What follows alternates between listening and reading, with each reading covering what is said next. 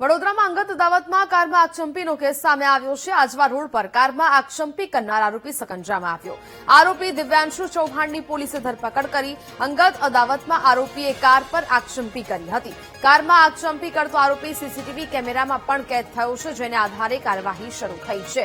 આરોપી દિવ્યાંશુ ચૌહાણ કે જે અંગત અદાવતમાં કારમાં આગચંપી કર્યું હોવાનું સામે આવ્યું છે। હાલ તો પોલીસ દ્વારા તેની ધરપકડ કરી વધુ કાર્યવાહી હાથ ધરવામાં આવી છે। વેપારીની કારને સળગાવીને આરોપી ફરાર થયો હતો। ઘટનાના સમગ્ર સીસીટીવી ફૂટેજ પણ સામે આવ્યા છે।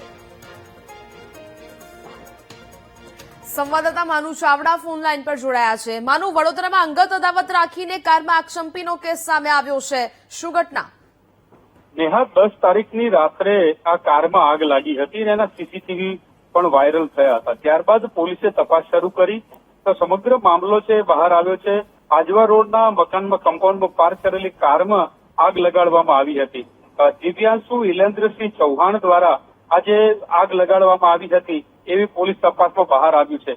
કારણ એવું હતું કે કાર માલિક અંકુર પુરાણીએ અગાઉ છેતરપિંડીની એક ફરિયાદ નોંધાવી હતી અને એ ફરિયાદને વેર રાખી અને દિવ્યાંશુ ચૌહાણે જે આ કારમાં આગ લગાડી હતી। પ્રથમ કારના કાચ તોડ્યા અને ત્યારબાદ કારમાં આગ લગાડીને ફરાર થઈ ગયો હતો।